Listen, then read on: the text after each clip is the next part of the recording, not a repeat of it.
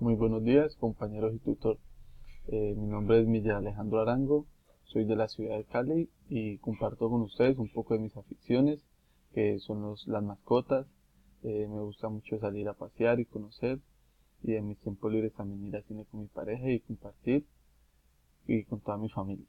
Y ya entrando en materia, entramos a los algoritmos, que son una secuencia lógica y finita de pasos que permite solucionar un problema o cumplir con un objetivo. Los algoritmos deben ser precisos e indicar el orden lógico de realización de cada uno de los pasos. Debe ser definido, y esto quiere decir que si se ejecuta un algoritmo varias veces, se debe obtener siempre el mismo resultado. También debe ser finito, o sea que debe iniciar con una acción y terminar con un resultado o con la solución del problema. Cuando se elabora un algoritmo se debe tener en cuenta lo siguiente: tener claro cuál es el problema que se va a solucionar, establecer un objetivo que permite medir la solución de dicho problema, elaborar un algoritmo que solucione el problema y realizar pruebas al algoritmo para verificar los resultados. El diagrama de flujo es el que nos permite representar de forma gráfica un algoritmo a través de símbolos. Las entradas son datos o insumos que necesita el algoritmo para poderse elaborar. Los procesos son las acciones que permiten transformar las entradas en otros datos que permiten dar la solución al problema. La salida hace referencia a los resultados que se debe dar al final del algoritmo. Las decisiones deben ser lógicas y de acuerdo a estas se decide si ejecutar o no un conjunto de instrucciones. Y se debe tener en cuenta las siguientes reglas. Los diagramas deben realizarse de arriba a abajo y de izquierda a derecha. El algoritmo debe arrancar con el símbolo de inicio y terminar con el símbolo de fin.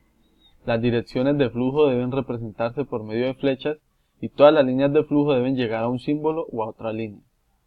¿Qué es un pseudocódigo? Un pseudocódigo es, según la Real Academia Española, el pseudo significa falso, y esto quiere decir que es un falso lenguaje.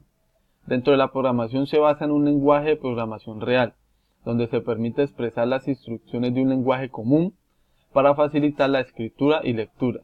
Debido a que este lenguaje común, si requiere una modificación, es fácil hacerla. La escritura solo puede ser comprendida por el ser humano y no por la máquina. Por ende, tampoco puede ejecutarla.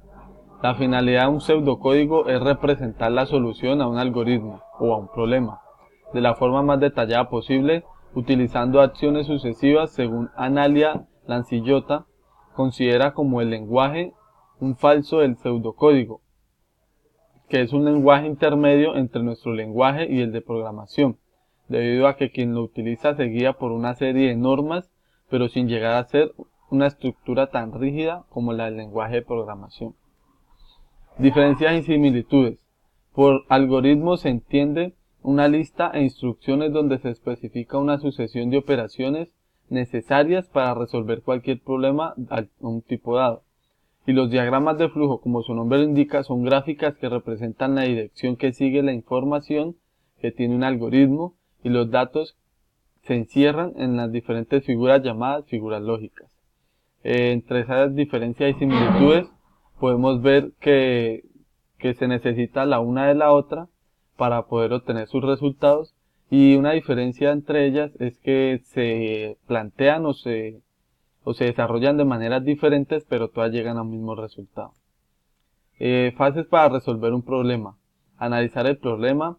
Para encontrar la solución de un problema es la definición del mismo. Diseño del algoritmo. Todo algoritmo debe ser preciso, indicando el orden de la realización de cada uno de los pasos. Definido: si se sigue el algoritmo varias veces proporcionando los mismos datos, se debe llegar siempre a la misma solución. Y finito: siguiendo el algoritmo, este debe terminar en algún momento, es decir, que tiene un número finito de pasos.